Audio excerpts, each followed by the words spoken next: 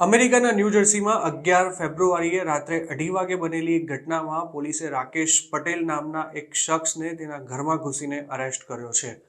વાઇલ્ડવુડ police ડિપાર્ટમેન્ટના જણાવ્યા અનુસાર પોલીસને મોડી રાત્રે ફેમિલી ડિસ્પ્યુટનો એક કોલ મળ્યો હતો, જેના પર કાર્યવાહી કરતા એક ટીમને 26th એવન્યુના વેસ્ટ બ્લોકમાં મોકલવામાં આવી હતી. પોલીસની ટીમે સ્પોટ પર પહોંચીને રાકેશ પટેલ નામના એક વ્યક્તિને ઘરમાંથી બહાર નીકળવા માટે કહ્યું હતું, પરંતુ પોલીસની વોર્નિંગને અવગણીને રાકેશ પોતાના બાળકો અને પત્ની સાથે ઘરમાં પુરાઈ ગયો હતો. તેમજ 47 વર્ષના આ વ્યક્તિએ ઘરની બહાર આવવાનો સ્પષ્ટ ઇનકાર કરી દીધો હતો. પોલીસે અનેકવાર વોર્નિંગ આપ્યા બાદ પણ ઘરમાંથી બહાર ન નીકળનારા રાકેશ પટેલે પોલીસ પર અટેક કરવાની પણ ધમકી આપી હતી, જેના કારણે કેપ મે કાઉન્ટી રિજનલની સ્વાટ ટીમને ઘટના સ્થળ પર બોલાવવામાં આવી હતી. આ દરમિયાન પબ્લિક સેફટીનો કોઈ ઇસ્યુ ઊભો ન થાય તે માટે પોલીસે આ વિસ્તારને બ્લોક કરી દીધો હતો. રાકેશ પટેલને ઘરમાંથી બહાર લાવવા તેમજ તે કોઈને નુકસાન ન પહોંચાડે તે માટે કેપ મે કાઉન્ટી પ્રોસિક્યુટર ઓફિસની ક્રાઇસિસ નેગોશિએશન ટીમને પણ બોલાવવામાં આવી હતી. આખરે ઘણા પ્રયાસો બાદ પોલીસને રાકેશ પટેલની ફેમિલીના અન્ય મેમ્બર્સને ઘરની બહાર સુરક્ષિત રીતે કાઢવામાં સફળતા મળી હતી, પરંતુ રાકેશ પટેલ ઘરની બહાર આવવા માટે તૈયાર નહોતો અને તે પોલીસને સતત ધમકી પણ આપી રહ્યો હતો.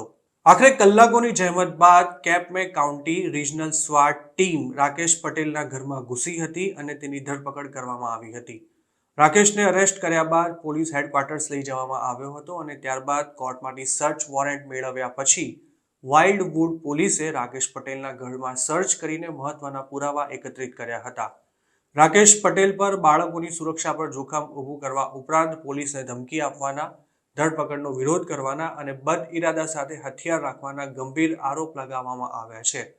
રાકેશ પટેલ પર જે કુલ 6 ચાર્જ લગાવવામાં આવ્યા છે, તેમાં એક આરોપ સેકન્ડ ડિગ્રીનો, જ્યારે 3 આરોપ થર્ડ ડિગ્રીના અને 2 ચાર્જ ફોર્થ ડિગ્રીના છે.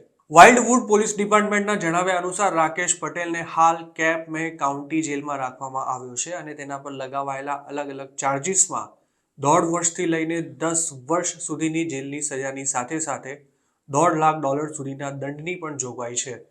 રાકેશ પટેલનું ઇમિગ્રેશન સ્ટેટસ શું છે તે અંગે પોલીસ દ્વારા કોઈ જાણકારી આપવામાં નથી આવી, પરંતુ આવા કેસમાં જો આરોપી અનડોક્યુમેન્ટેડ ઇમિગ્રન્ટ હોય તો તેને સજા પૂરી થયા બાદ ડિપોર્ટ કરવામાં પણ આવી શકે છે. એટલું જ નહીં, જો આરોપી ગ્રીન કાર્ડ હોલ્ડર હોય તો પણ તેને અમેરિકાની સિટીઝનશિપ મેળવવામાં તકલીફ પડી શકે છે.